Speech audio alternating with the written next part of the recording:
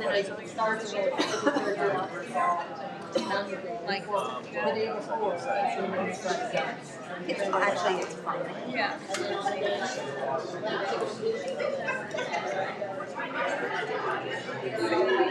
Well,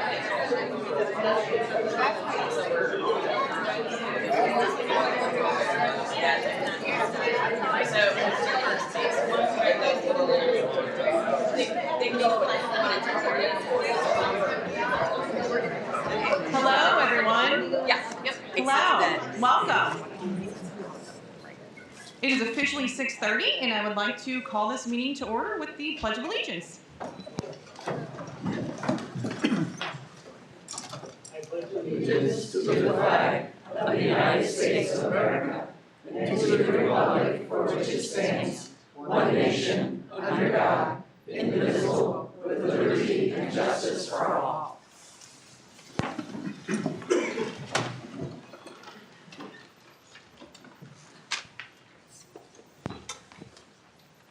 Board, I would like a motion to approve the agenda for November 17th, 2022 as presented. So moved. Second. Mr. Patron and Mr. Lang. All those in favor say aye. Aye. Any opposed say no. Motion carries.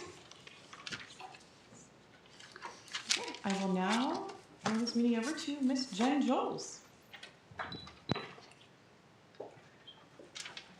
Thank you, Mrs. Ling. Tonight we are recognizing 3 individuals in the Francis Howe community who share a commitment to excellence in all that they do. First up, we want to celebrate the St. Louis Area Athletic Director of the Year, Mr. Scott Harris from Francis Howe Central. I think he has quite a fan club here tonight. Mr. Harris was selected as AD of the Year by his peers in the Missouri Interscholastic Athletic Administrators Association. He has served the Francis Howe School District for more than 13 years, 10 of those at Howe Central. Here tonight to tell you a little more about Mr. Harris and his impact on students is Francis Howe Central Principal, Dr. Suzanne Leek.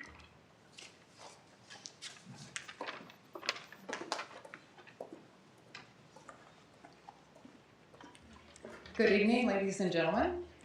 I have had the honor of knowing Coach Harris and his family for many years. His level of dedication and commitment to Francis Howe Central students and community separates him from others and contributes to the multiple reasons why he is so deserving of such recognition. Coach Harris is constantly looking for ways to celebrate kids and the adults who work with them. This includes not only the students, coaches, sponsors, teachers, but officials as well. As you can see by the attendance this evening, Coach Harris is a loved man. He does a phenomenal job of maintaining relationships with graduates and values opportunities to share their stories of success.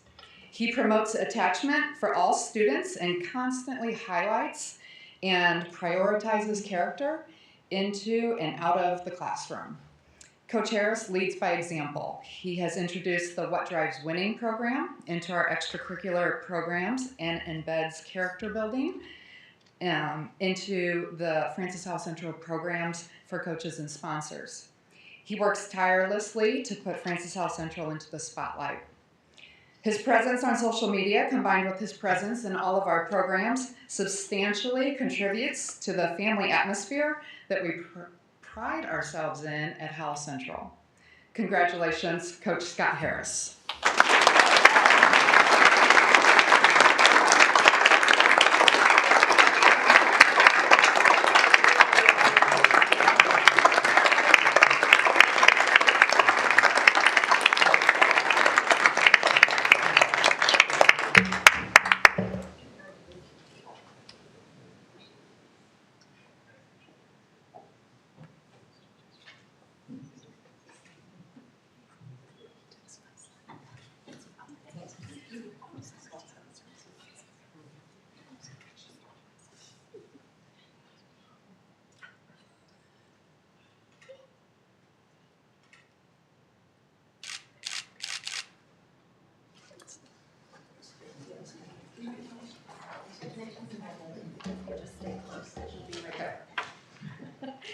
All right, next we would like to recognize another amazing individual from Francis Howe Central, Miss Anna Morey.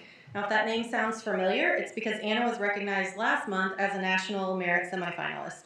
Since then, we have learned that Anna was one of just 18 students across the state of Missouri nominated by DESE for the U.S. Department of Education's prestigious Presidential Scholar Award. This national recognition program was established in 1964 by executive order of the President. And each year, up to 161 students nationwide are named Presidential Scholars, one of the nation's most prestigious academic awards for high school graduates.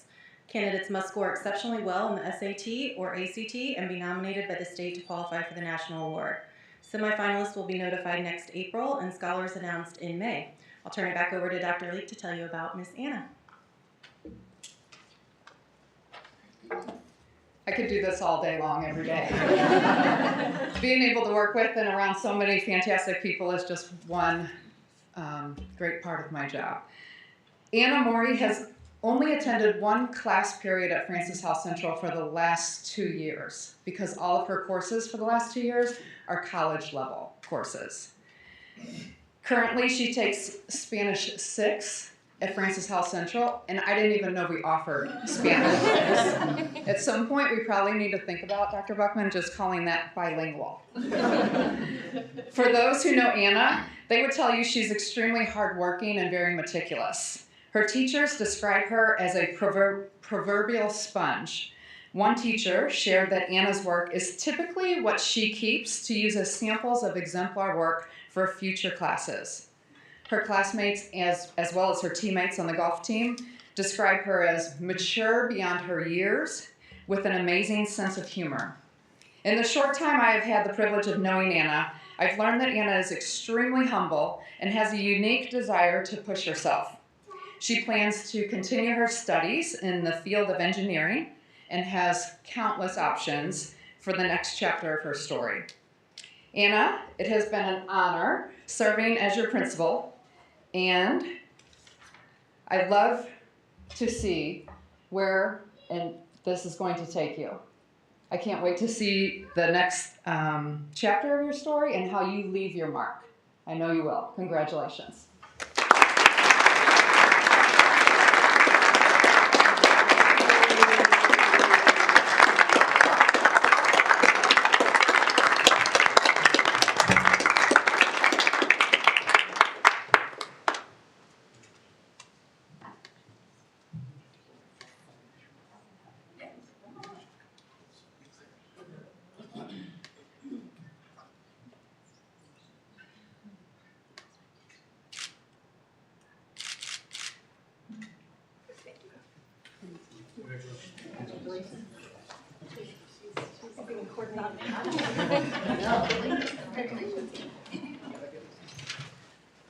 All right, shifting gears a bit, our last recognition of the evening is Mr. Josh Deal, a senior from Francis Howe High School who recently set a state football record for the most career points for a high school kicker. Here to tell you more about Josh is football head coach Brent Shinaki.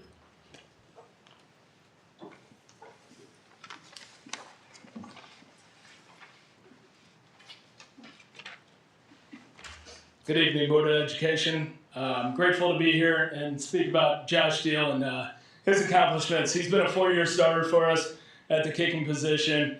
And like they said, he's set some state records, but who he is as a character, his character in the school setting, outside of the school setting, is really what separates Josh Deal from a lot of his peers. Phenomenal kid, a guy that represents our football program, our core values as a football program. He's been just exemplary in all of the roles that we've asked Josh to complete for us as a Francis Howe football player. Just to throw some statistics out there, I'm just a physical education teacher and football coach, but I will bring up some of his statistics. As a freshman, he had 70 total kicking points as a sophomore, which was a COVID year where we were kind of shortened the season. 55 kicking points as a junior, 83 kicking points, and as a senior, 86 kicking points, for a total of 294 total kicking points. And we're fortunate to continue counting those kicking points, hopefully tomorrow night. The previous record for kicking points was 254, so he's now exceeded that by 40 points, which is a great accomplishment, and we hope to keep this thing rolling so he can separate himself even further. So congratulations, Josh. Joshua Deal.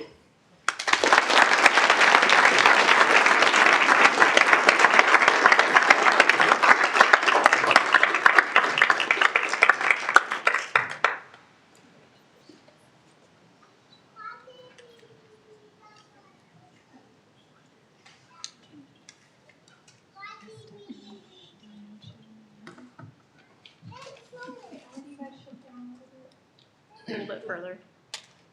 There you go.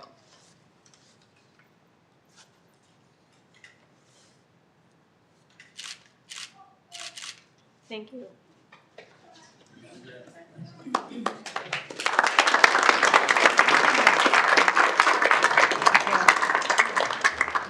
And since Coach didn't do it, I'll put in a plug for the quarterfinal game this Friday at Timberland. We wish you all the best of luck.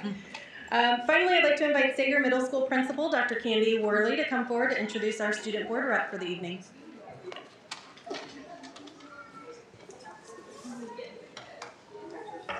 Good evening, everyone. I'm honored to be here. I'd like to introduce Lillian Richter. Lillian Richter, who will be our board representative this evening. She's an outstanding 8th grade student at Sager Middle School.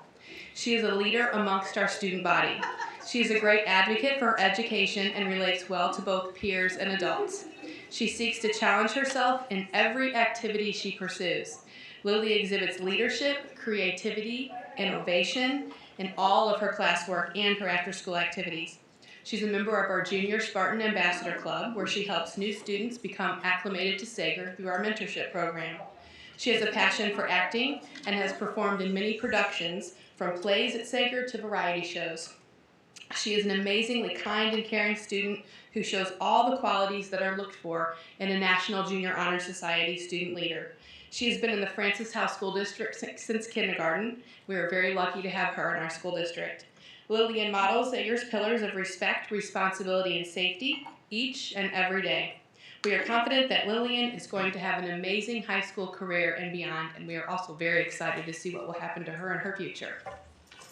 Lillian,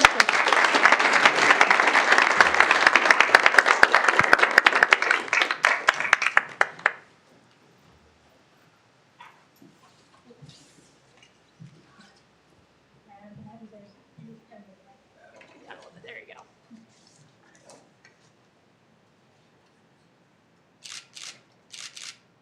Perfect. Thank you.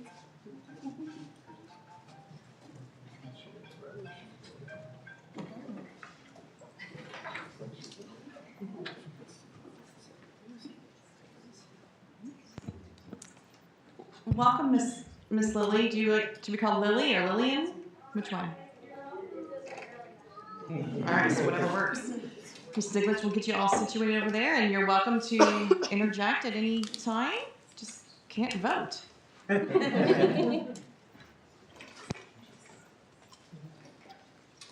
Back one more time to call Kara Dalton forward. She's going to present our best practice this evening about the Project Lead the Way Gateway program at middle schools.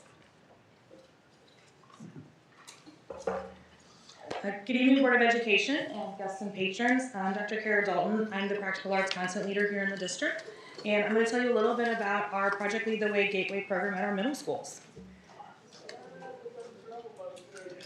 So just a little bit of background about Project Lead the Way. It's a national STEM-focused curriculum that has strands in computer science, biomedical science, and engineering, and they're very robust, rigorous, engaging programs that offer a lot of real-world experience in those STEM fields. And I do apologize for my scratchy voice tonight, getting over things like everyone is. Some of the unique things about PLTW, we know that STEM is such a huge area of need right now in the career fields, and there are lots of STEM programs out there, whether in class or out of class, that are offered to schools. And one of the reasons why PLTW really rises to the top as one of the premier programs. If you look at some of the data surrounding PLTW and students who take 1 or 2 or more PLTW classes, they go to college in higher numbers, and the big thing is they enter STEM careers and go into STEM careers in much higher numbers than students who aren't in PLTW. And so when we look at that need in the STEM fields, this is a really important program to help kids find their passion in these fields and give them the knowledge and skills to go for those in the future. They offer a lot of, again, opportunities to connect with professionals through those programs, especially at the high school level. And for our teachers and teacher support, there's a huge national network of support for the teachers. The program and the training for the teachers to teach it is really robust and just a fantastic opportunity for them. PLTW does a great job of updating curriculum to stay up to date with technology and some of the trends in those industries. And so just an overall really great program for us to have in our schools. So a little bit about Project Lead the Way in our district. For many years, we have had the strands and the computer science, engineering, biomed at our high schools, really robust, thriving strands at all three schools. And the middle school program, which is called PLTW Gateway, is really meant to help students at the middle school level start to show some interest in these career fields so that they can pick those classes when they first get to high school. Success in PLTW and later on is really contingent on those kids taking that class as a freshman. And if they don't know about Project Lead the Way, they're less likely to take that class as a freshman. And so it shows that if they can take these classes in middle school, it starts to trigger some of that interest in them. And so as we looked at trying to figure out how to come with some continuity between our middle school and these high school programs, it really made a lot of sense to try to embed these Project Lead the Way modules, what they call them at the middle school. They're 9-week courses. And we had a course called Engineering by Design, which is one of our elective courses at the middle school. And that seemed like a really good place to kind of switch Project Lead the Way into. Engineering by Design was a good program, but some of the things that PLTW offers, like the teacher support, the updated curriculum, it just doesn't have. And so, again, PLTW is just really the nation leader in these STEM programs. So we started looking at ways to swap Engineering by Design with Project Lead the Way, essentially, and looking at some grants to help cover the cost, because they are, there's always cost when you implement a new program. So we had applied for grants for a couple years, and then in January of 2021, we were awarded a $20,000 grant through PLTW, sponsored by Toyota, that enabled us to completely switch EBD to PLTW at Barnwell. We applied for all 5 schools. Barnwell was the only school awarded that year. So we also were able to take some money from a DESE grant that is specific to Project Lead the Way new programs to offset some of the costs that that grant didn't cover. And we were able to, in the summer of 2021, train instructors to implement 4 PLTW modules in 6th and 7th grade. They're quarter courses. In 8th grade, it's a semester, so we needed 2 modules. And our goal was really to make sure we had a module that built into each of those 3 strands at our high school. Previously, only engineering was really getting any recognition and support. So now computer science and biomed is also getting some opportunity to catch kids' interest at a younger age. I included our cost of our rollout as well as our awarded reimbursed dollars on there, because I just wanted to show that we really are trying to do this as frugally as possible, and we're really working hard to offset these costs. And when you look at the quality of this program and the quality of the teaching and the curriculum that is there and the programming and the support, that's a pretty amazing deal. I like a deal, and that's a good one. So moving forward, we knew we didn't want to stop at Barnwell, but that particular grant was only for Barnwell. So we went back to the drawing board and applied again.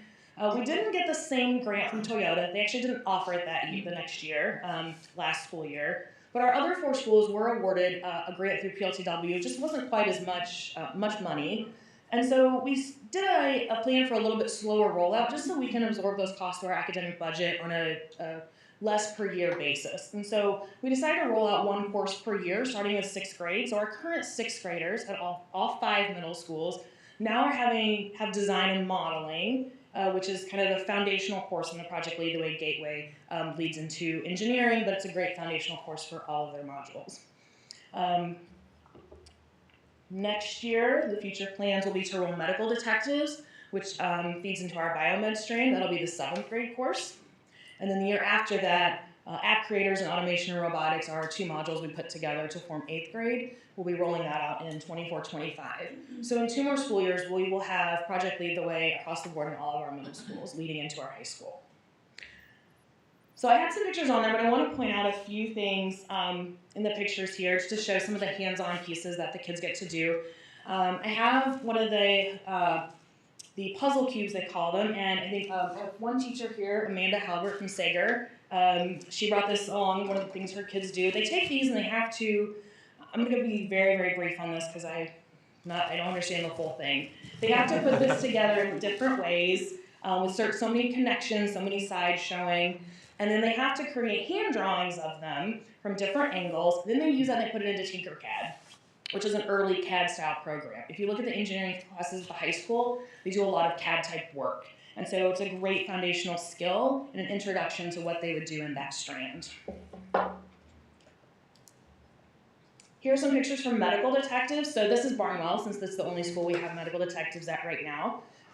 They are dissecting a sheep brain and labeling the lobes. You can tell by some of the students, they're really excited about that. I get so many comments from people who've stopped by about how cool that class is. And it really is. You don't, the dissecting in the labs and things they do are just really neat and hands-on. There's also some pictures there of some kids doing some work with some petri dishes and looking at how certain things grow in certain conditions. And the biomed final course at the high school, they have to do a long research project. And some of these skills really, really apply to some of the work the kids do in those projects. I have app creators, which pictures aren't quite as exciting as medical detectives because kids on computers or tablets, but they have to design their own apps. And then they did a happy hour where they kind of set it up like a professional happy hour type thing. They brought some snacks and kids had to go around and play each other's apps and they had to kind of sell it to each other. So trying to bring some real world application into them designing computer apps.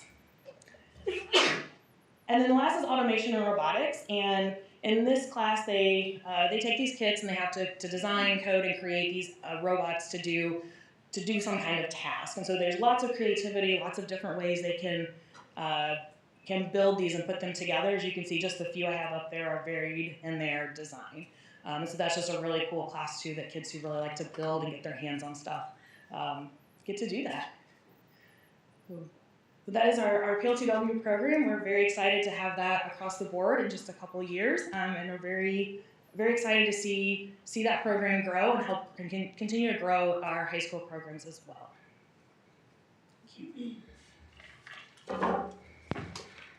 Thank you. Board, any questions, comments?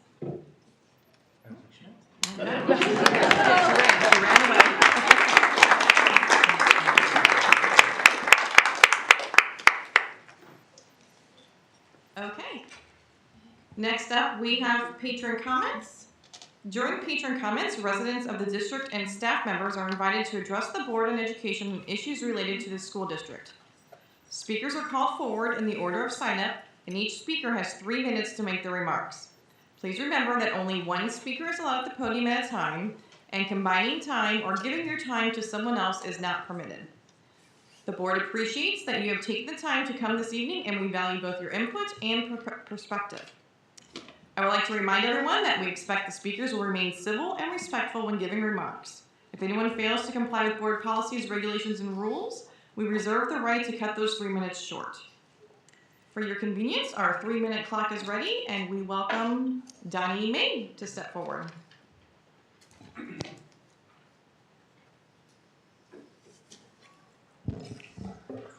Good evening. My name is Donnie May.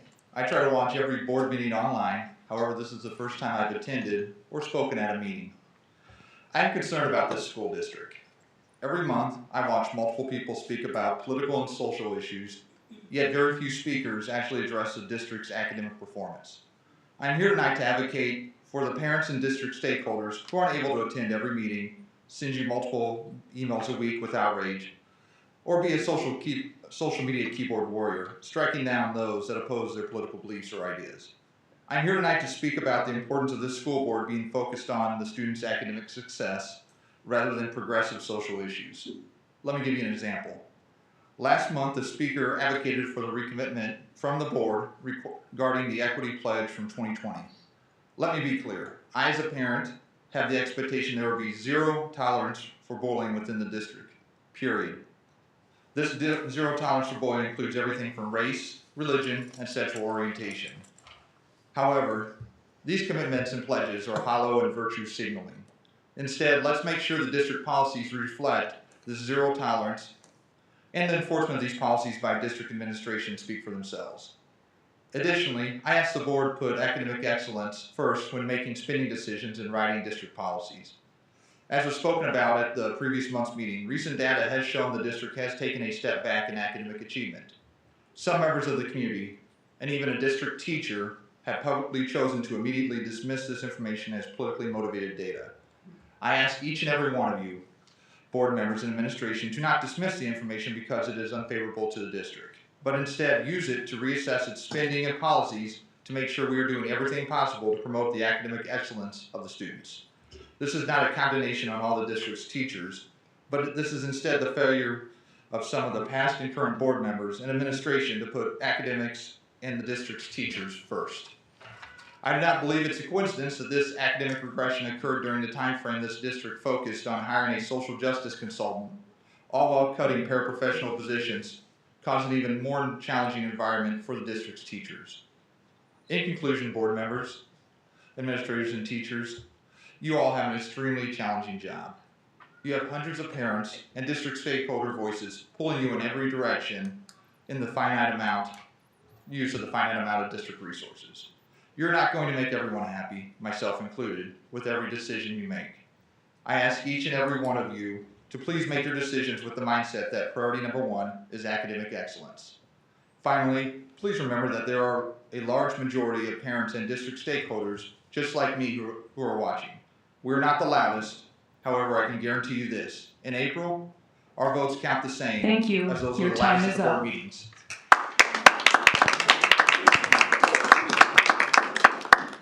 Next up, we have Stephen Blair.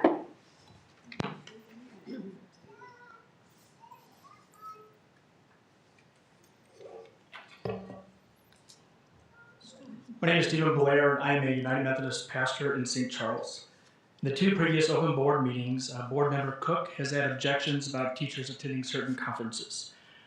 He thought Francis Howell voters would not want taxpayer money supporting those types of conferences, regardless of their reputations. I agree with the results of both votes. I also think the idea of scrutinizing which organizations and companies get taxpayer money is a legitimate conversation. I also wonder if the scrutiny is happening both ways. Are there receipts to Chick-fil-A that get reimbursed by taxpayer money? Are teachers reimbursed for decorating their rooms with items bought at Hobby Lobby? Chick-fil-A has wonderful, tasty chicken sandwiches, but their views on LGBTQ are not tasty. Hobby Lobby is a magical place with almost half the store half off at any given day. But there's something off about their views too. While we're looking, is there any taxpayer money for the new high school going to Home Depot and supporting their political donations? If we are going to scrutinize the use of taxpayer money to reflect taxpayer values, the scrutiny must be equal. My second point is more of an aha moment. There's been a directed attack on the integrity of teachers at a national level. Teachers have become a boogeyman to be afraid of. False accusations of grooming or that CRT is being taught or whatever they think of next are hurled at our teachers from DC and echoed by people close by. My aha moment was that the people who hold these views don't know our teachers. They don't know our teachers, so they agree with what outside people have told them. They don't know about the extra stuff teachers do, like participating in Red Ribbon Week to keep kids off drugs, or bringing in veterans on Veterans Day so kids can say thank you. They don't know how teachers work on Pie in the Face fundraisers, second grade dance parties, and other fundraisers to fund school needs because districts don't fund schools fully. They might know about Pajama Day or Crazy Hair Day, but they must not know about Stand on Your Head to Keep Their Attention Day, or the Lose Sleep Worrying About a Student Day, the Put Your Phone Down, Put Your Phone Down Day, or giving out stickers with jokes on them to brighten a student's day, and they must not know about life is hard at home, but you still bring your A game day. The people hurling accusations must not know the teachers. If there are any here or online, I hope they get curious, spend time knowing the teachers, learn about their commitment to love and teach their students, and you will see that they are not the villains in the story, they are the heroes. You will see that they are not the boogeyman you were told they were. When you meet them, you learn their names. Thank you.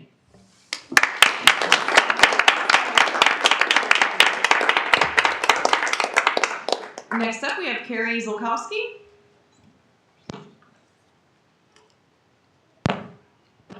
Hello. I'm so excited to be here and hear about all of the awesome things, the students who are here, the athletic directors who are being honored, the Project Lead the Week courses. Those are awesome, and I'm so excited about that. I've changed my mind about 100 times about how I want to approach my speech this month. At first, I thought I would just read the mildly hot-tempered email that I sent to the board after last month's meeting. Instead, I decided to share my feelings about the incident and then extend an invitation to those involved to learn more. Director Randy Cook, I was very dismayed at last month's meeting when you request that 2 travel requests be pulled from the consent agenda for discussion. I was shocked when you called out NAGC and Learning Forward and said that you do not support the directions these organizations are taking. You said these organizations support a, quote, trend in academia. You specifically mentioned a session on LGBTQ students and said it was inappropriate. For the record, I calculated the number of breakout sessions at these conferences. Of the 562 total sessions, only 12 mentioned LGBTQIA+ in their descriptions. That's only roughly 2.1%. There's no agenda here. Director Cook and community members, LGBTQ students are not a trend in academia. These students are here and have been here. They live in my neighborhood. They are my kids' friends. They are on varsity sports teams, in school plays, and in countless other activities. Some are in AP classes, and they are in various electives. Many are leaders in our school. They deserve the same academic, social, and emotional support that all students should receive within Francis House schools. Their identities should absolutely be recognized and respected throughout their school experiences. Director Cook and community members who share similar opinions on this matter, I invite you to reach out and learn more and to listen with an open mind. There are many books, TV shows, and other media out there.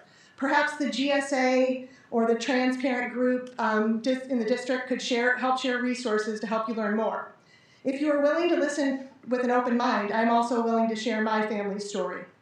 I wrote a different ending to this speech last night before checking today to find out that another travel request was being pulled from the consent agenda. Obviously, I don't know who asked for it to be pulled yet, but I'm disappointed. For the record, I read through all of the 665 breakout sessions for the NAEA conference that is being discussed tonight, and only 2.4% mention LGBTQ in their description. When teachers and staff are not trusted to make their own decisions regarding professional learning, they're less likely to engage in it. It takes a considerable amount of time and effort for staff members to fill out the paperwork associated with travel requests and conference leave. If this trend continues, will fewer staff members seek out professional opportunities? I hope not. As a taxpayer and my kids' teachers, I hope they get to be valued professionally. Your time is up.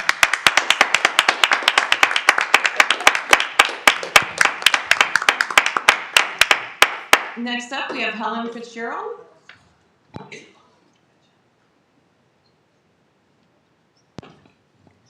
No Helen? Okay, next up we have Mark Destiny. Mark? All right, next up we have Elena Gibson.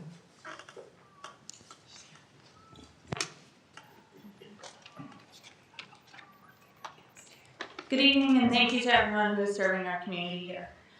I would like to address the fact that we have our high school starting at 7:15 a.m. in the morning, well before the 8:30 a.m. start time recommended by multiple medical associations and professional organizations. I think it's time for our district to review these times in the best interests of our students. Teenagers have a well-documented later circadian rhythm than adults. Typical sleep cycles begin around 11 p.m. for teenagers and continue through 8 a.m. This means that an early wake-up call means 6 or 7 hours of sleep per school night at most, depriving adolescents of a critical part of their sleep cycle. This is not a matter of kids being irresponsible. It's physically very hard for them to fall asleep. Many studies provide evidence that late start times improve executive function, classroom behavior, mental health, including a reduction in self-harm, physical health, grade point averages, teen driving, and standardized test scores. And that's just kind of the start. There's evidence that later school start times can also have a positive impact on the adults who teach in these schools as well. Many people I have spoken to have expressed a concern the community would not support a change, but I do not believe this topic has been visited in some time. Overwhelming evidence has been pouring in over the past few years on this topic. We care for food and security for our children. If this were food, we wouldn't even be having this discussion. Sleep matters just as much. Sometimes when I talk to others about this, they will say, oh, but teenagers have to XYZ, fill in the blank, or this external organization demands XYZ, fill in the blank. It's never actually something about our children's education. I firmly believe that we as adults need to solve these scheduling problems for our children to give them the best chance that they have at a solid high school education. I also do not think it is appropriate for us to be worrying about what other school districts in this county are doing in this area, and I hope that we can lead. At the point that this can be done, here are a few districts with better start times. Lindbergh, 8 a.m., Rockwood, 8:28 a.m., Parkway, 7:35 a.m., not awesome, but still better. Ferguson, Florissant, 8:05 a.m., Columbia Public Schools, 8:55 a.m. I would also be remiss if I did not mention that I also did not care for my child getting home from elementary school as late as she did. Often I was forced to pick her up because her bus would have been bringing her home close to 4:45 p.m., making certain after-school activities practically non-starters. I'm not sure that we are doing our youngest learners any favors with their extremely late schedules either. I hope the board and our district take a hard look at this. I think you will find more support than you anticipate for reviewing this. People are quite literally tired of it. Thank you.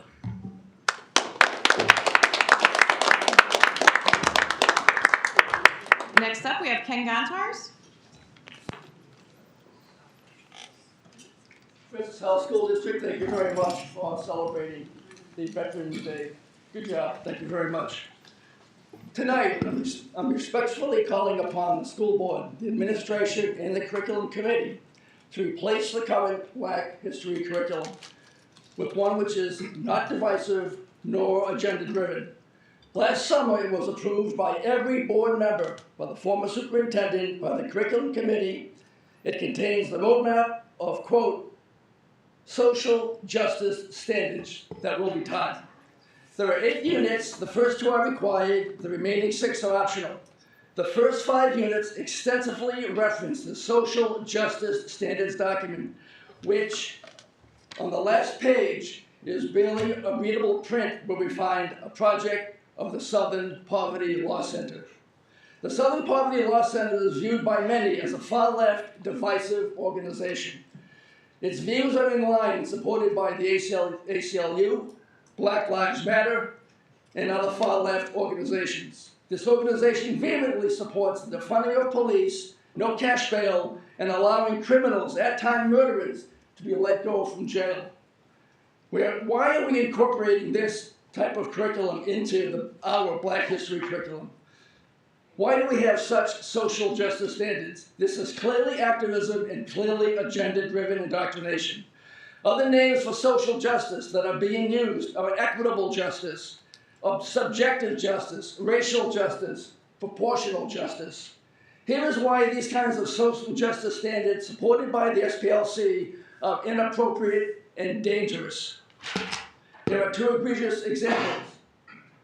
1, during a recent weekend in Memphis, Tennessee, there were 5 murders, 4 committed by white men. Police charged all 5 men either with first or second degree murder and presented the 5 cases to the district attorney. The social justice district attorney sustained the charges against the 4 white felons but dismissed it against the non-white one. Why?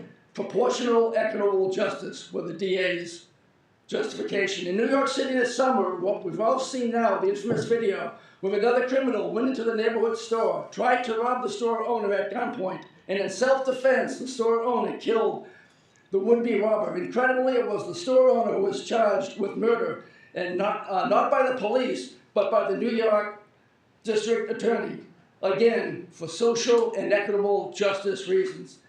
These are not isolated cases occurring only in New York City and Memphis. We are now hearing about such incidents weekly, if not daily, even here in St. Louis.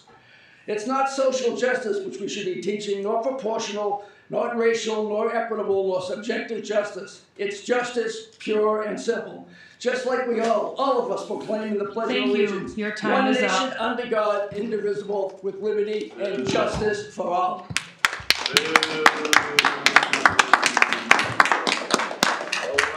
Next up, I have Amy Easterling. Easterling?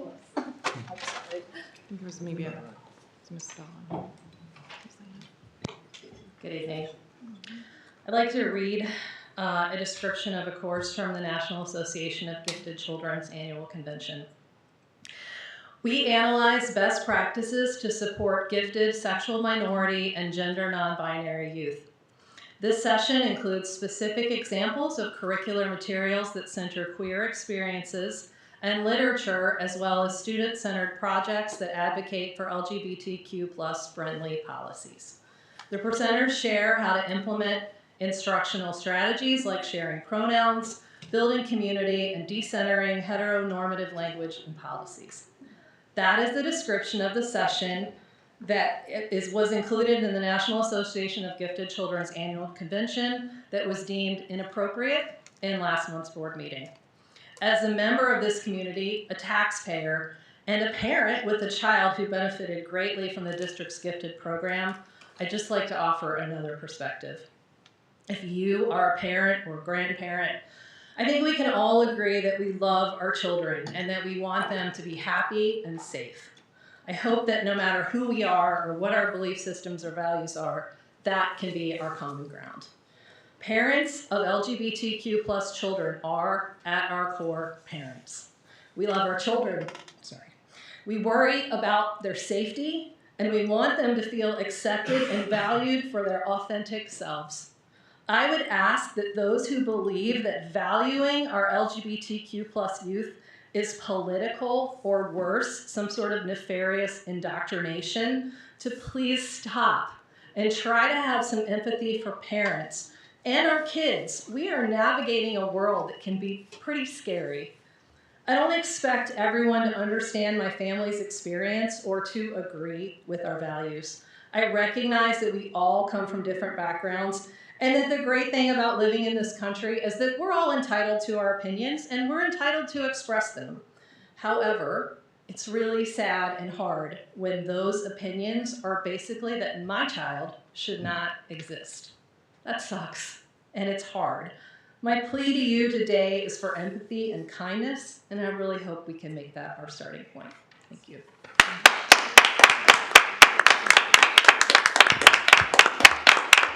Next up, we have Liz Puster. Liz. We have Jill Wright.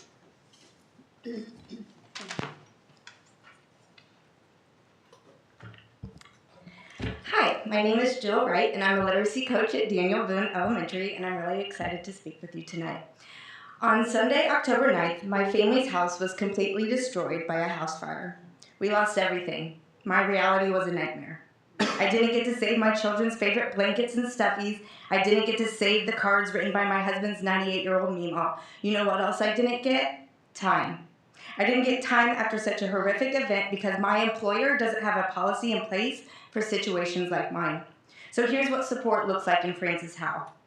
When you've been displaced from your home overnight, 3 personal days. I wasn't sick, there wasn't a death, so personal days seemed like the only fitting thing to do.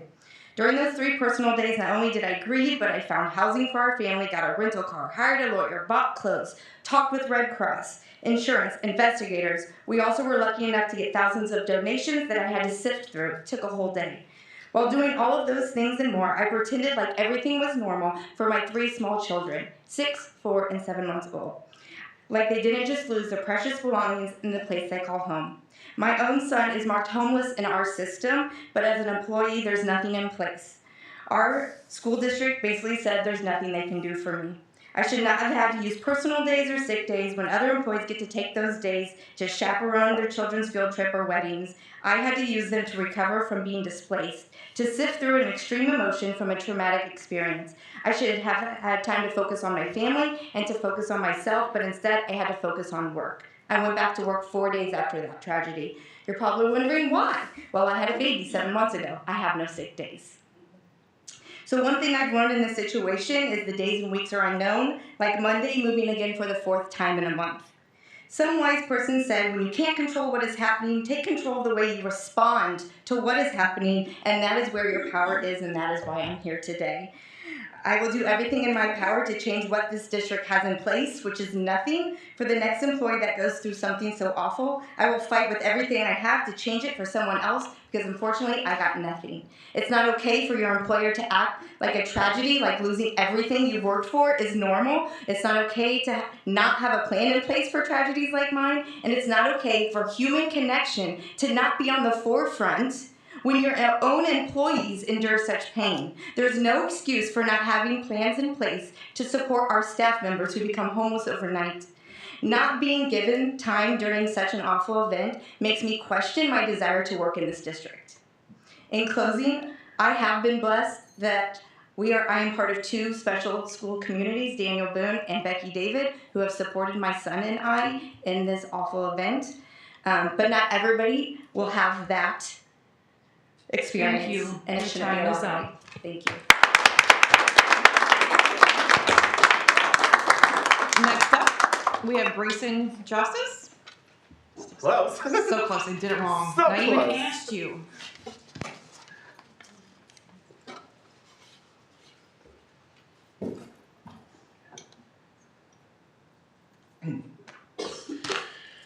Good evening. My name is Grayson Justice. I'm a alumni of the Francis House Central of class of 2013.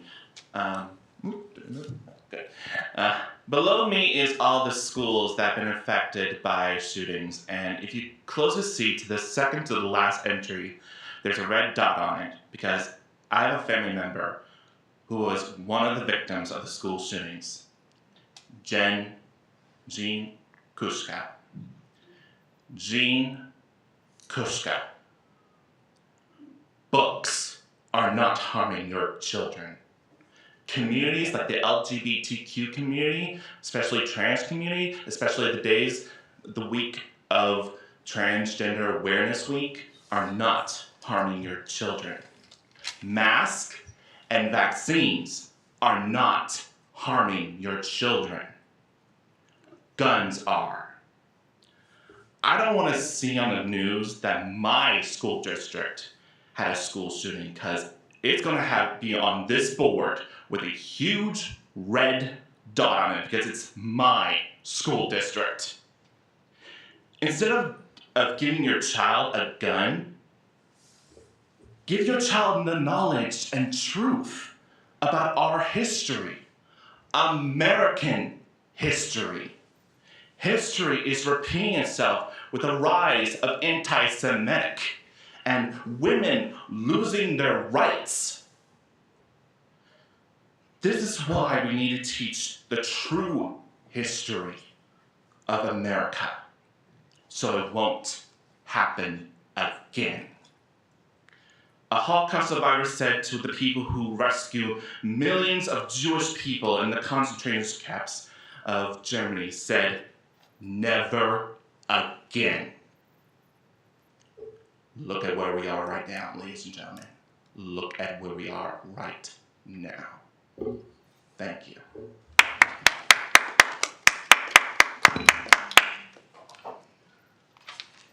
Right, next up, we have FHEA.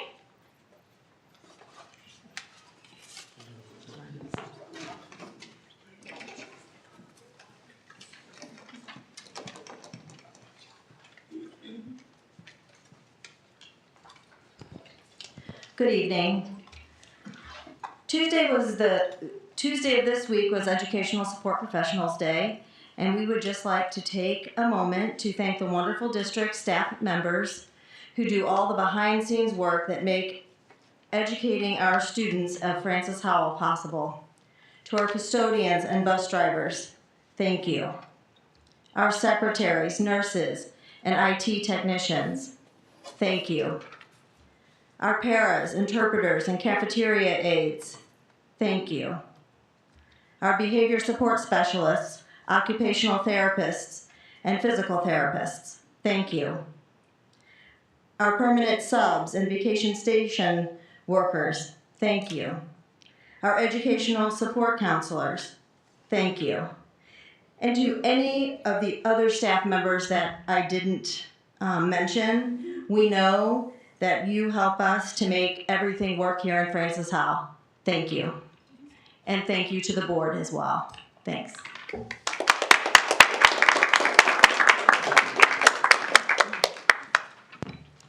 FISPA?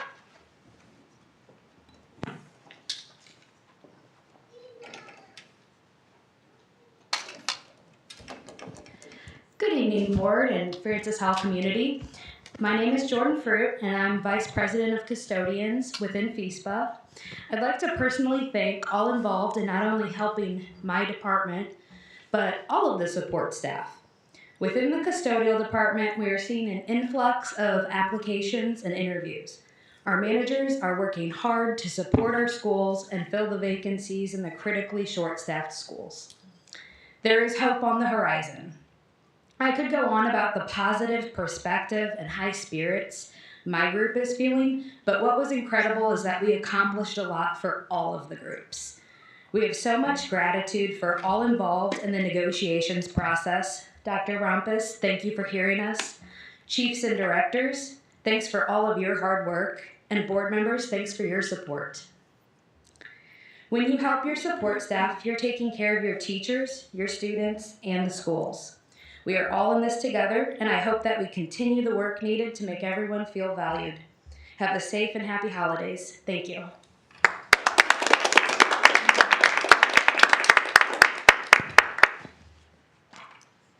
Okay, next up we will have our Prop S update. Mr. Jeremy Beller.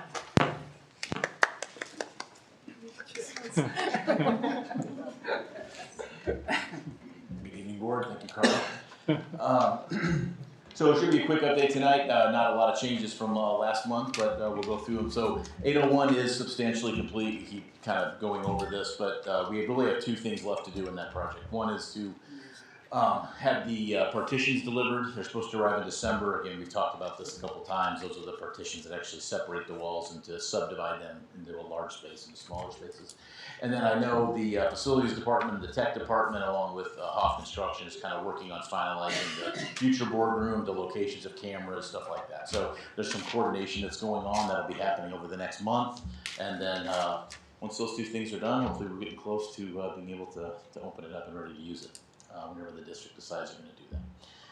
The package, so moving on to Francis South North, package 7 was the fencing bids. We did receive 4 bids, which is great. We were having a hard time getting bids on those packages over 2 times. So good news on that front. They appeared to be on within budget. So I think SM Wilson or myself will be coming next meeting and actually giving those to the board, presenting them for approval. But it does look like everything's right where it should be, and no big problems on that. So good news on that front.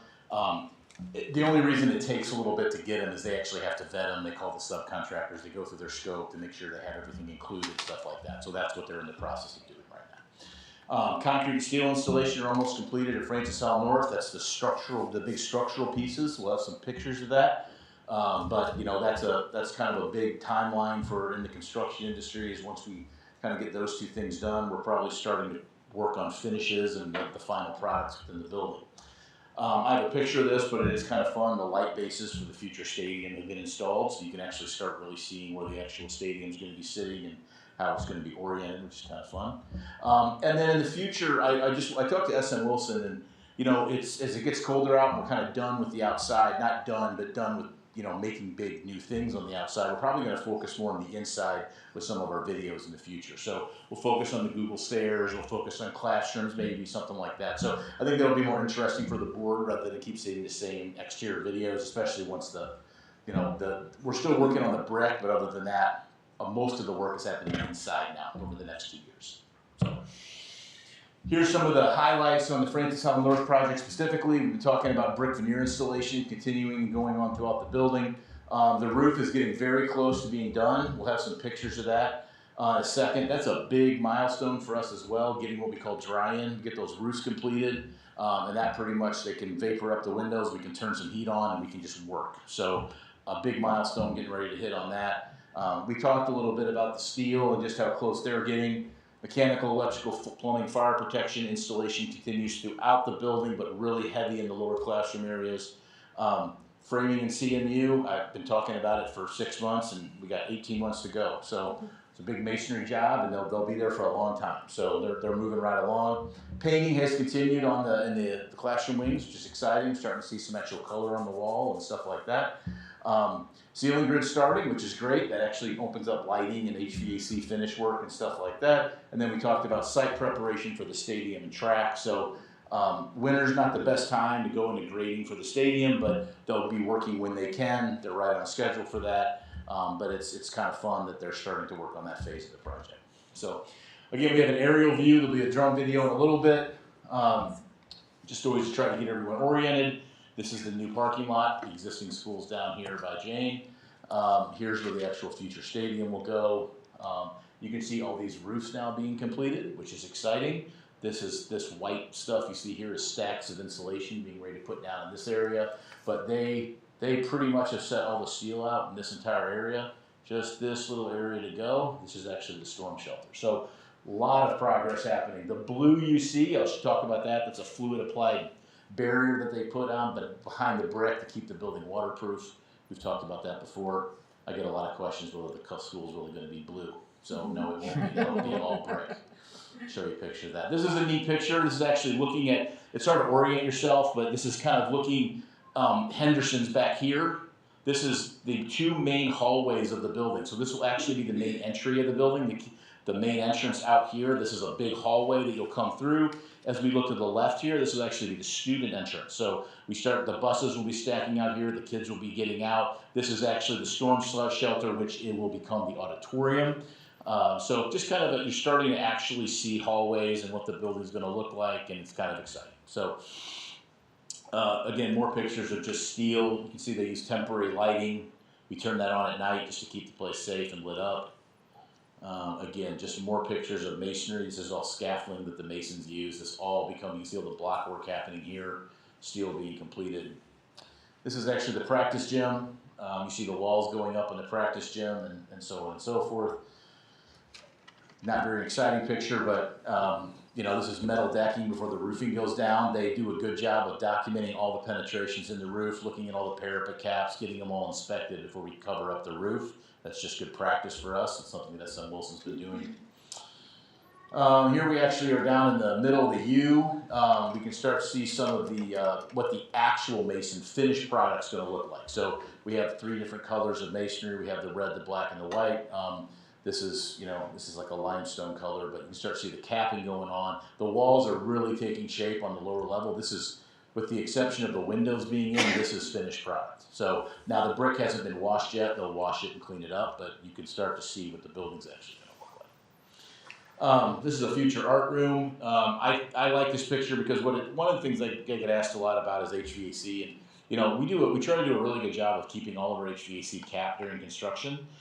These are put on every duct inlet, and they're kept on all the time. If we see them, we notify them. They put them back on. But this tries to keep a lot of the construction dust out of the buildings when we do turn on the HVAC system. It's not just blowing dust everywhere. So it's a good practice. It's something that most people do. But even 10 years ago, this wasn't happening as often as it's happening today. So just something interesting to note. All the duct penetrations have those caps on them throughout the space. Again, here we can see the masons building, the brick and the scaffolding and going on top of the fluid barrier. So we're starting to get some HVAC equipment. This is boilers and sprinkler piping and everything else. This room is boring to a lot of people, but exciting to people like me. This will be all the mechanical equipment and heaters and boilers, and everything will be sitting. So starting to get some of those deliveries, starting to see some of that product roll in. That's good. That'll be a big push over the next 18 months to get those systems set. So. And here we finally see the light pole. So they won't set the entire light pole, they'll just set the bases. So the lights are tall in this, but we can see one here, you see one here, we can see one here, and we can see one here. So the existing school is right here. So this is the orientation of the new stadium. So this is looking out from a classroom window. So just kind of neat to actually start to get a feel for actually where it's going to be. So, Jane, it's all you.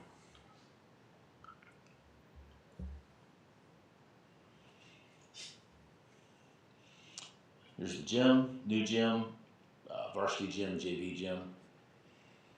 Weight room's over here, actually looks out over the field. Here we can see all those roof materials being stacked and being ready to put down. Finished roofs here. Finished roofs here. Again, these big holes you see, this is where the HVAC equipment will actually be located. This is basically like the tech area, industrial tech, CAD, stuff like that. That's what happens down here. If you've ever been to Howell, it's similar to that. These are classroom additions, 2 stories. Again, I've said this before to the board, but these are built structurally where you could add an addition at some point in the future. You don't have to actually do anything else. Not saying that would ever happen, but we build these structurally where you could add an addition if the school, district, whatever, grow and need additional capacity. That's something that actually could be done. So you wouldn't have to rip these additions down. You would just go on top of them. We talked about the student entrance. Again, just kind of where the buses come down. Again, you're seeing all the wall sections go and just how much masonry work actually has to get done. We have about 200 guys on site every day. They have to find places to park, which is always fun. See all the cars, see all the guys working. Start to see some of these. These are walk pads for the roof, so you don't damage the roofs when you walk to the HVAC units. Roof curb here. Start to see all of our roofing get completed. So they're done to here now with all the roofing. This was a couple weeks ago. And then here you'll see our final section of building that the steel just got set on, and we'll finish some of the decking and the roofing. Some of this is actually decked already as of right now. This is, like I said, about a week and a half ago they shot this. And then here we have the storm shelter, which has a finished roof on it as well. So exciting times. You know, it's coming along. I always get asked the same question. You know, how are we doing? We're on schedule, so shouldn't be any problems with our opening date of the spring summer of 2024. Here, one more slide. So I always show you guys this, so nothing's changed on this from the last week, or last month, excuse me. $1 million still remaining on the escalation allowance. That hasn't been spent to date. Eventually this will probably roll into contingency at some point. And then on the billing, they have billed us 45.2% to date, so we're just under halfway, which is about right where we should be based on schedule. So be happy to answer any questions you guys have.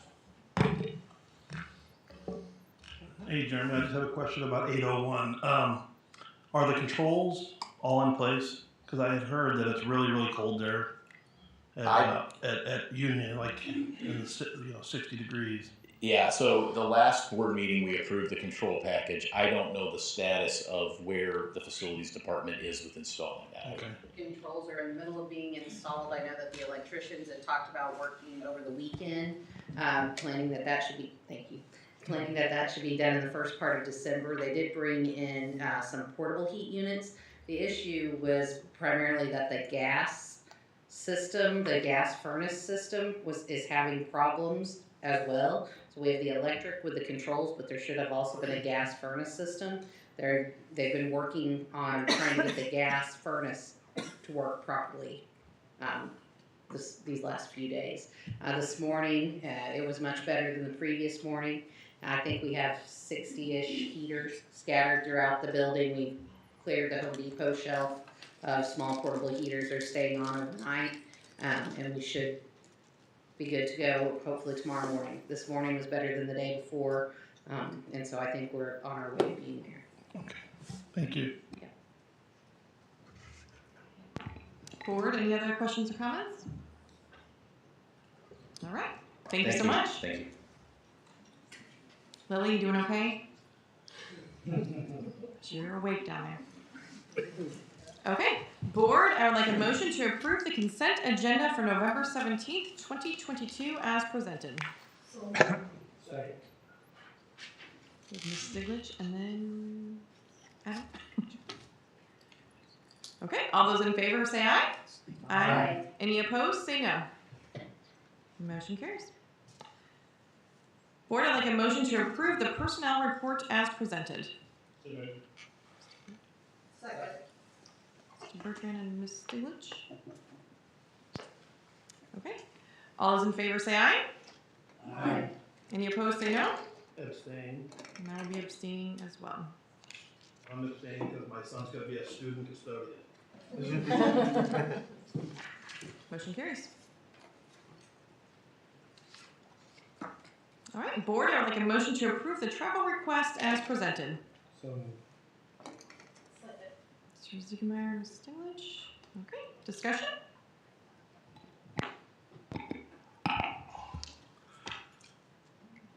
Well, I'm not going to be able to support this travel request either. Since my rationale for not supporting some travel requests in the past have been misunderstood by several people, I'm going to take some time here to explain some of my reasoning. I'll begin with a hypothetical, a thought experiment. This is how I work through my own personal reasoning. May not make sense to everyone, but this is how I come to a conclusion on whether I can vote for something like this. I look at whether I'm considered to ask a travel request with some hypothetical crazy thing that no one would support. Consider a hypothetical conference talk that was named Effective Strategies for Ensuring Parents Stay Out of the Library. I think we can all agree we don't want to support that in public education. Given that we have a student rep here, I'm not going to read some of the other more egregious examples I put here, but things that are things that just no one would support in their right mind. Of course, these are hypothetical type things. They aren't real. It's not to equate some of the talks at any given conference to this. It's just a thought experiment again. But you know, we would not send our tax dollars to a company or an organization that's so blatantly undermining parents with a talk like that. That's really the gist of it for me. All these conferences and purchases boil down to how much knowledge we have about them and whether we support the direction that these organizations are trying to push in public education. It's impractical for us. We're volunteers to go through every single session and every single description of every session at every conference we approve. This one, I know it'll be a question, has over 700 sessions. No, I didn't read them all. It's 2022, I can search certain terms, I can just browse, and that's the thing. I can just kind of scroll through, I can take 5 minutes looking at this out of 700 sessions and find any number of things. You know, last month I pointed out one session out of several that I found and objected to. I don't think we want to sit here every night and listen to me route off 166 sessions that are objectionable. I have no desire to do that myself. This particular month, I can't do it either. There are no less than 4 sessions here in this one on how to use critical race theory in our K-12 classrooms. I'll name them. A culturally sensitive model mapping colonial artifacts to critical race theory and other contemporary discourses.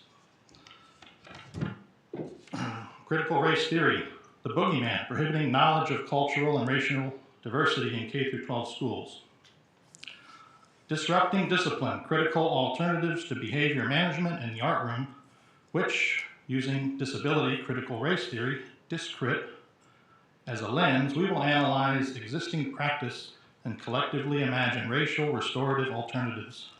And the 4th, for museum educators, transforming our approach to teen council programs in which participants will explore and discuss the ways youth participatory action, research, and critical race theory and art education can reshape the ways museum educators approach the traditional teen council model in art museums.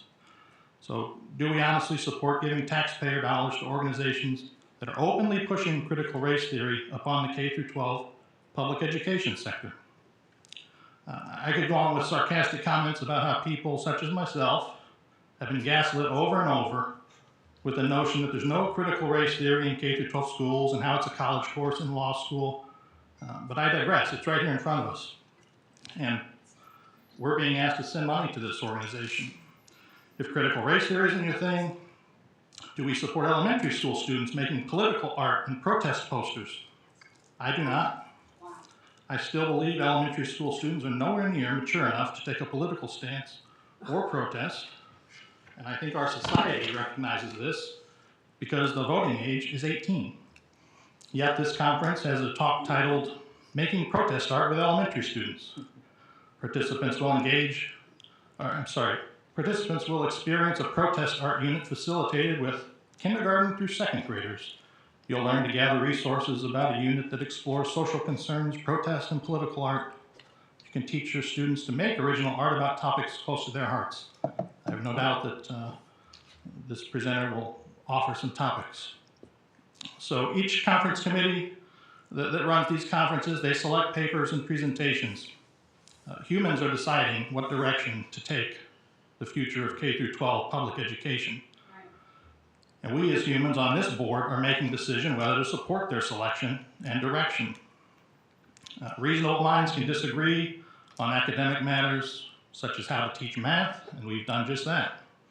I have no objection to conferences that have focus on different strategies regarding math instruction, reading pedagogy, and the like.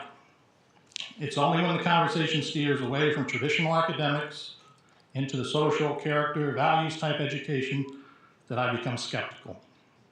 Not immediately dismissive, but my antenna goes up.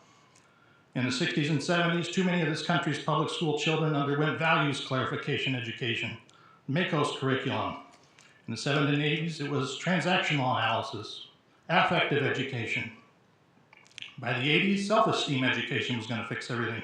By the 1990s, there was a trend with so-called death education, taking kids to morgues. Then there was outcomes-based education.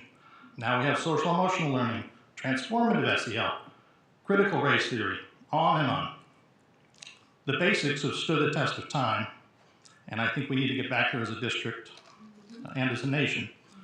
So to the extent that our taxpayer dollars go towards national conferences and organizations, I urge that this board, to the extent practicable, and it's not practicable in every case, but we pull our support from those organizations that are pushing these type of agendas and trends that I don't think we agree with.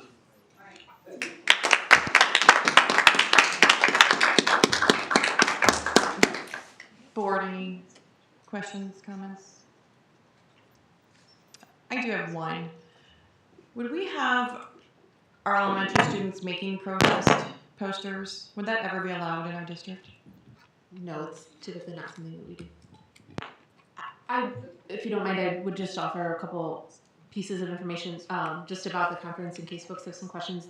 This conference is the intended audience is K-12 educators, pre-K-12 educators. Their target audience is also university staff, art specialists, museum educators, researchers, administrators, and so the sessions would also target museum educators, university level professors. The sessions that our participant, our attendee would attend would obviously be related to the goals that we have in our district, the curriculum work that she's leading out, tied to our district goals. You know, the content leaders and our teacher leaders in our district, part of their job responsibilities, part of their job expectations are to maintain expertise in the field in their content area. And part of that is attending high-level conferences where they're able to obtain that information and to keep those skills sharp. And often that's going outside of local conferences at the state level. And so there aren't a ton of options when you get into some of the specialized fields like art. The National Art Education Association is the national conference for art educators. And so, you know, it's challenging to find a conference where, you know, to Mr. Cook's point, where we're not going to find any sessions that veer into those areas. It will be a challenge for us to find a conference that doesn't have any session that would toe into those waters. And so, you know, I would just put that out there.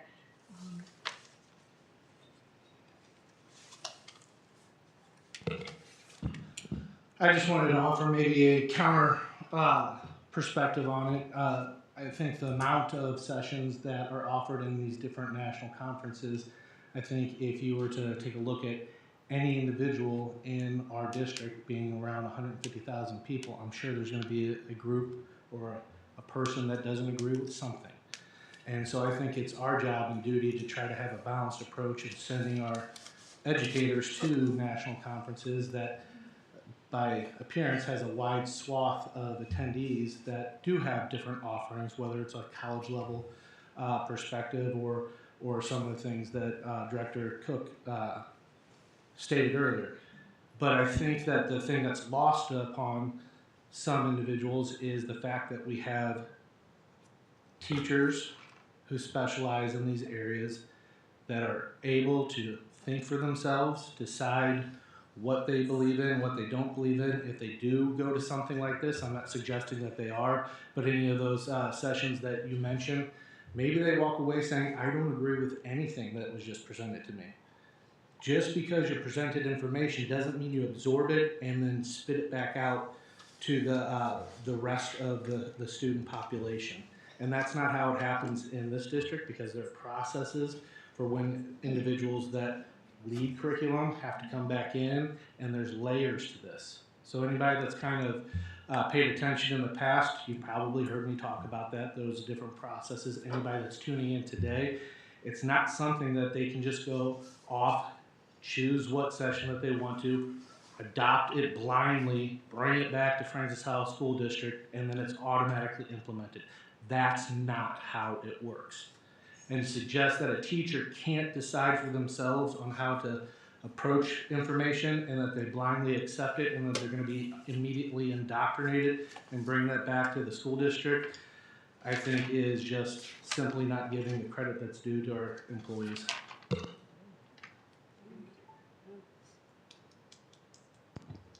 Anything else, board? Just like to make the clarification I made earlier again. My objection and concern isn't with teachers attending, Francis Howell teachers attending this conference. My concern is with the show of support for a conference that would deem something like critical race theory or protest art for elementary students acceptable in K-12 schools public education. Yes, other districts and other states may choose to do this, and if they want to support that with their tax dollars, that's their prerogative. The notion, the idea is, or the concern is not with Francis Howell teachers per se. It's with giving the Francis Howell tax dollars to organizations that would deem these things worthy of teaching K-12 educators. Would we, would we do would we support an organization that had a session titled Strategies to Create a Nazi Educator Alliance Organization Club in Elementary School?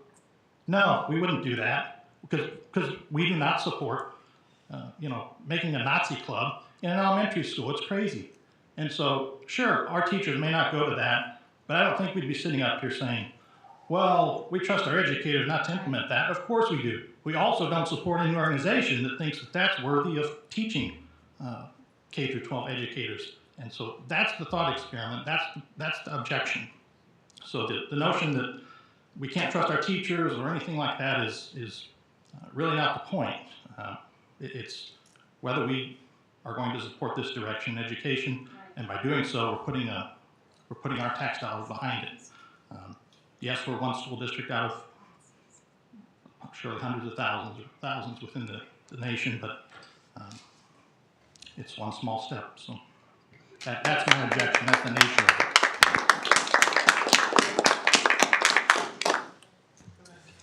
And to that point, I guess I understand your point, and I think that my point still stands, that we can still have the benefit of that conference.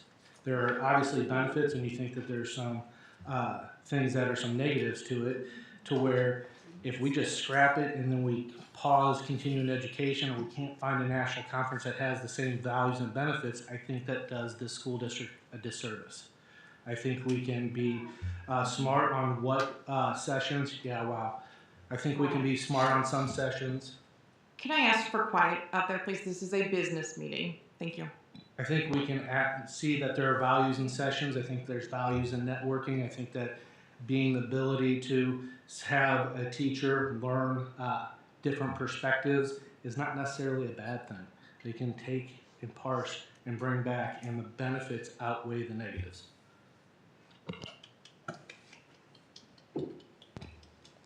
Any other questions, comments? Okay. All those in favor say aye. Aye. Aye. Any opposed, say no. No. Motion carries.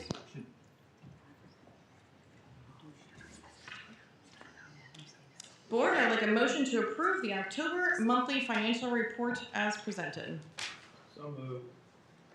Second. Mr. Ray and Mr. Cook. Dr. Hawk. This month on the financial report, I just wanted to point out and provide some clarifying information about the challenges of trying to create good trend data for people to look at in a world where COVID funding has set our revenue and expenditure trends awry. Trying to figure out the best way to share that information with the public is super challenging, because you want to be totally transparent and say this is exactly what our books read, which I think is our best practice to do. Because we want our presentations that we share with you to align with the ASBR, and we want all the numbers to match. But when you look at that, it then makes it confusing for the public when they look at the reports, because you have millions of dollars of COVID-related funding coming in and going out. So your trend data, when you look at it over time, is sometimes confusing. Even on our revenue trend data, our ESSER 3 funds, we thought we would be getting them in October, and so we estimated when that arrival would take place, but now due to a host of reasons, that won't take place until later in the spring. And so that is one thing I just wanted to try to provide some clarity for the public, trying to make the complicated world of school finance boil it down to 2 or 3 papers so we can get information to the public in a small enough bite that people will be willing to at least look at it and take a taste. Sometimes will cause it to become complicated along the way. So if at any time you ever see something about school finance when you're thinking, oh my goodness, what is going on with these numbers, I would encourage you to reach out and give me a call, and we would be glad to sit down and try to make things make more sense. Because our books are open books, and everything that we have from a financial perspective is there for the public to look at. If you have any suggestions on how to make it even easier, I'm open for that as well. Because we want you to feel confident knowing where all of your tax dollars are going, and knowing how much money we have in the bank, and what our expenditures and projections are for the future.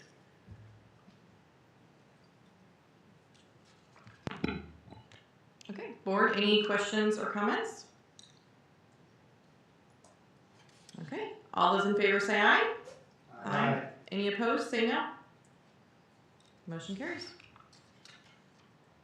Board, I would like a motion to approve the purchases over $7,500 as presented. So moved. Second. Mr. Bertrand and Mrs. Stiglitz. Okay, Dr. Hawk.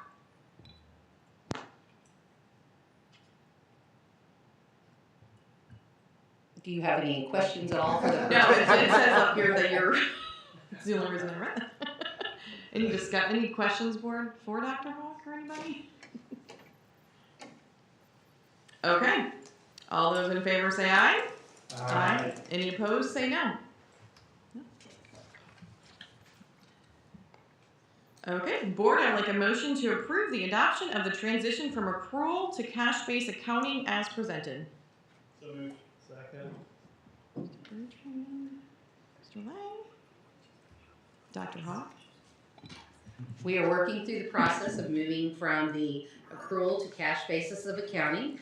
This first year, it has been a relief on one hand and a challenge on the others. We did make the decision late in the game in August, right after arriving. The folks in the finance office are really excited not to have to redo everything every now at the end of the year and put it in an accrual format. So long term, that's going to be a big time saver and a money saver for us. This year, as we go through that process, we're working through our auditors to make the conversions. And so that has taken a little bit longer than we thought it might, but we're getting close to a close on that. We're also working with our auditors. We've had some challenge areas in our ESSER 3 fund distribution related to stipends, working with PSRS, and that has been a more involved cleanup task. So we're trying to very hard to hit the December 31 deadline of having that audit complete on time. The auditors are a little nervous. You know, they're not sure with some of those outstanding situations that they're going to for sure hit the deadline, but we are pushing hard and working hard together to make sure that that's taking place. I have been in touch with DESE, and they're aware of where we're at with that as we're working together to accomplish that task. So that's kind of the update on what we're at with cash versus accrual. Most of the challenges aren't in the transition from cash versus accrual. It's some other outstanding situations that we're working through and gathering data on for the auditors. Board, any questions or comments? Thanks, Dr. Hawk. I was just wondering if you could maybe speak a little bit too. You talk about going from cash to accrual and the time savings there. Can you speak a little bit to that time savings, and then what are we going to do with that time savings? Well, we have a long list of things to do with that time savings. Everything from taking a look, one of the over 7,500 items that you had a chance to look at was our EMT transportation purchases, creating a multi-year analysis of that and working with our team to try to find a way to continue improving and saving money in that area. So just taking processes and project areas one at a time and doing the deep dive. The time savings comes from the way that our funding is reported. We spend the whole year on a cash basis of reporting, and then we have to spend 2 or 3 months changing the way that the items are recorded and tracked to an accrual basis, and then we have to go back to a cash basis because that's what DESE wants in our reporting. So not spending the time changing the way we record our assets and some of the more detailed record keeping that takes place on an accrual basis will be where the time saving happens, not just at the end of the year, but throughout the year. And the list of projects that we have is very long. Lots of processes, procedures, and systems, because the work of trying to do financial management just as tight as you can is kind of never ending. I like curriculum, it's never ending. So.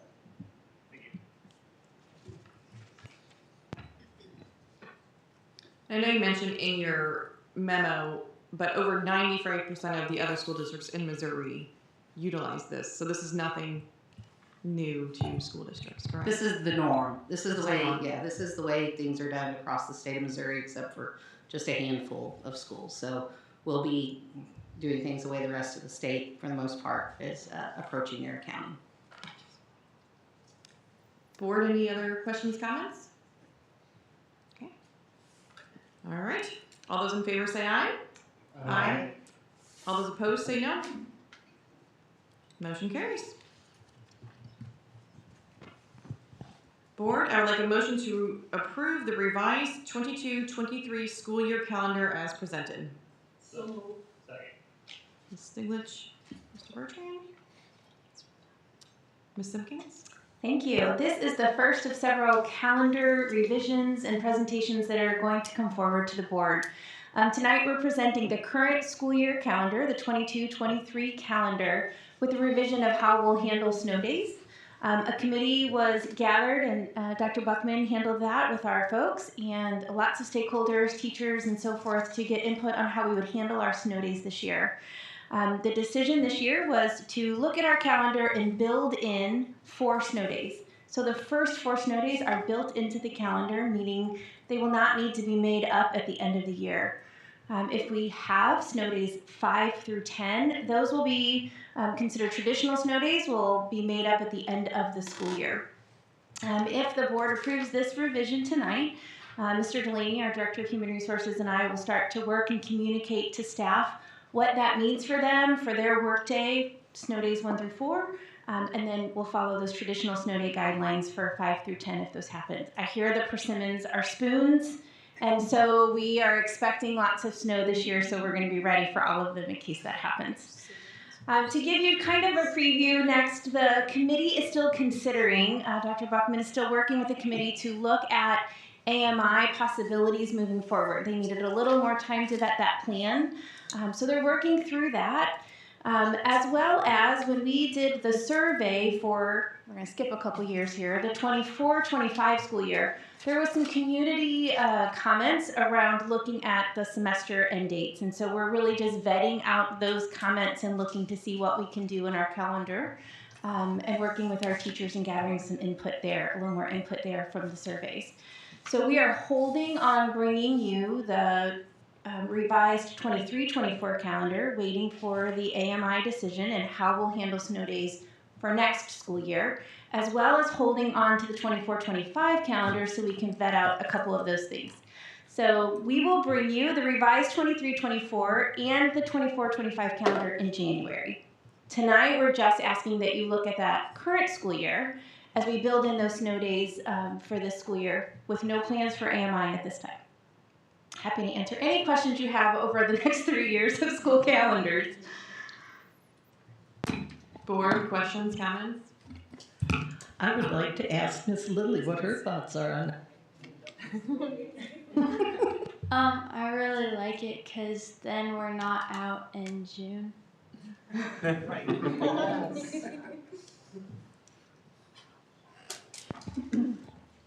Board, anything else? Are we one of the only districts that does not do AMI days? Do we know? There's a handful. We did reach out to, I don't want to say every district, but we have a sheet that Ed Plus helped collect that shares what other districts do for snow days, and there's a variety. I would say many of them have AMI as part of their plan. Some of them do a number of traditional days, and then they move to AMI. AMI stands for Alternative Methods of Instruction. Many people would say that's like a virtual snow day, but it doesn't necessarily have to do virtual. A neighboring district at the elementary level does packets. Some people might refer to that. I would say a number of districts have AMI as part of their plan, somewhere in their plan. Some districts, they don't hit AMI days until maybe snow day 6.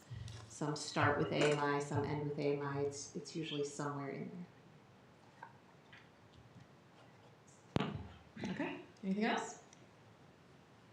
Okay. All those in favor say aye. Aye. All those opposed say no. Motion carries.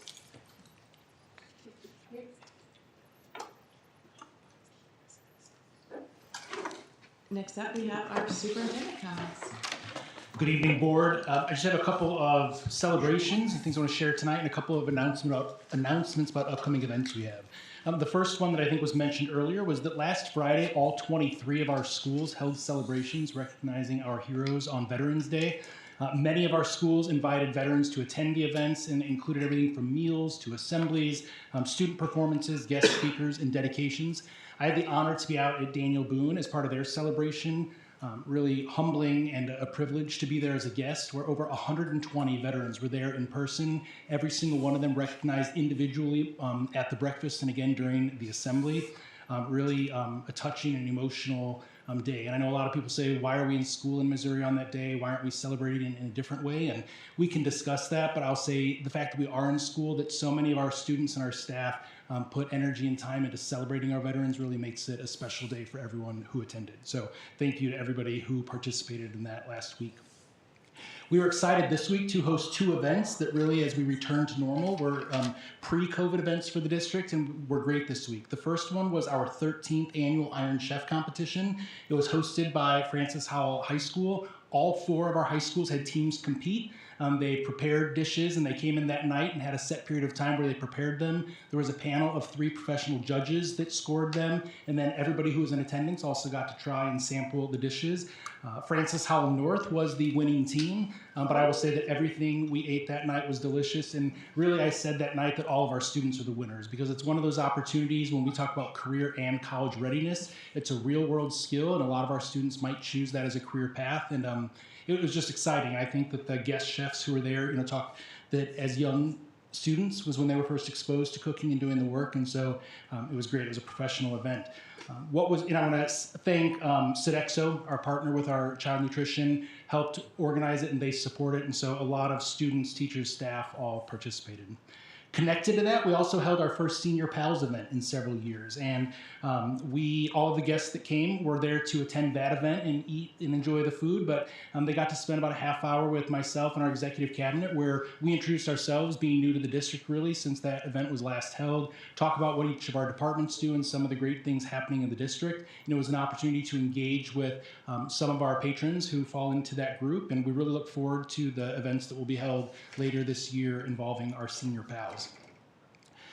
As part of my entry plan, one of the action steps that I had was to meet individually with groups of students, and that was starting at the secondary level. And so over the past week, Dr. Buckman and I have had the opportunity to meet with each of our high schools where they have a group of students for a second time this year.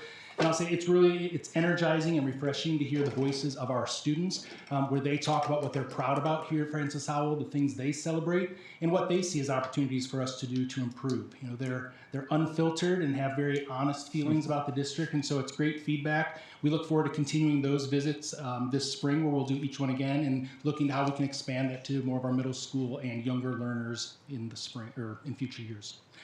Coming up, we have a couple things I want to share. Our district also partners with Sodexo and the St. Louis Area Food Bank that on Wednesday, the day before Thanksgiving, from 11 to 1:30, we host Thanksgiving together.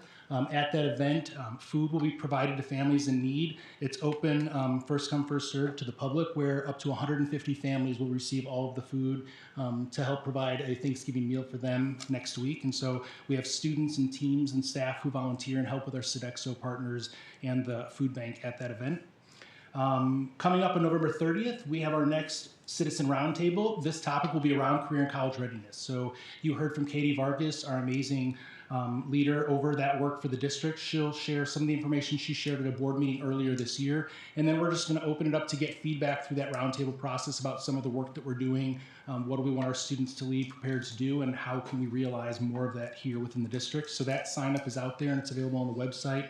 That's November 30th at 6:30, and we're going to be doing that at Francis Howell Central.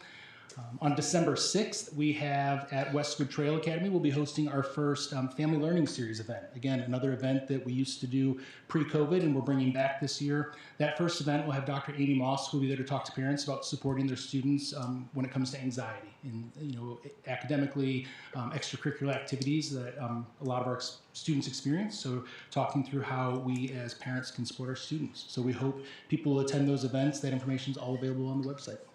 Thank you. Okay, thank you.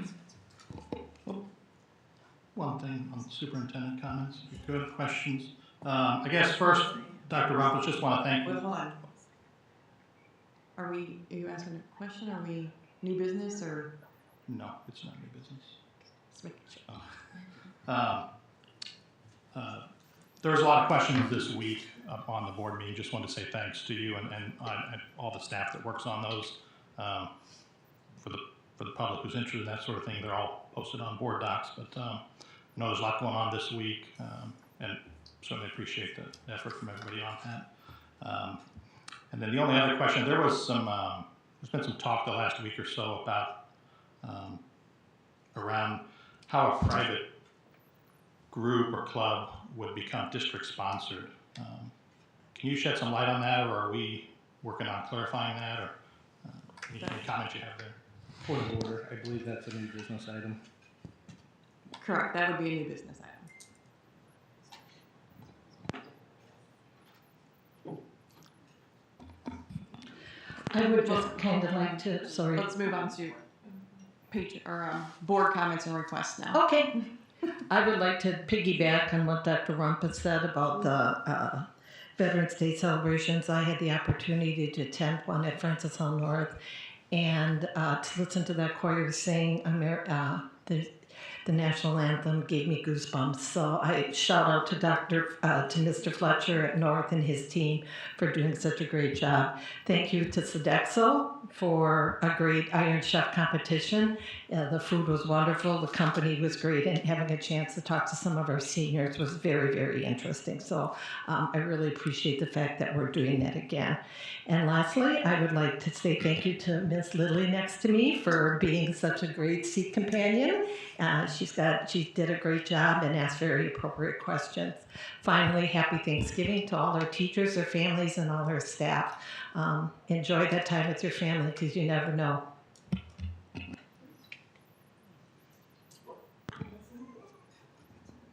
Crystal, did you have anything to say? I'd just like to thank my school, the principals, and the boards for letting me be here tonight.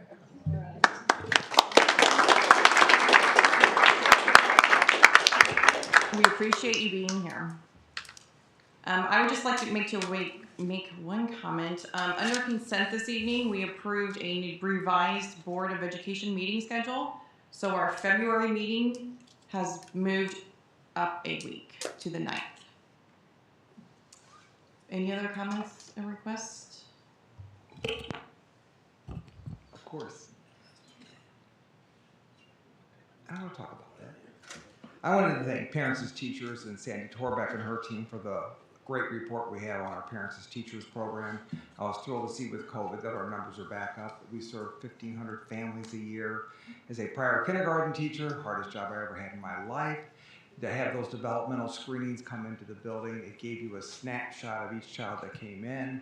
And I feel like our PAT program is far and beyond many of the school districts in the state of Missouri, and it is recognized that way. I also like to thank Vacation Station for their complete report, and I'm glad to see that their numbers post-COVID are back up. This program is far beyond what most districts offer their children. And our private and our parochial and our homeschool students also utilize this program. We also have, as you read, in conjunction with the Developmental Disabilities Board, funds to help our children with disabilities attend Vacation Station.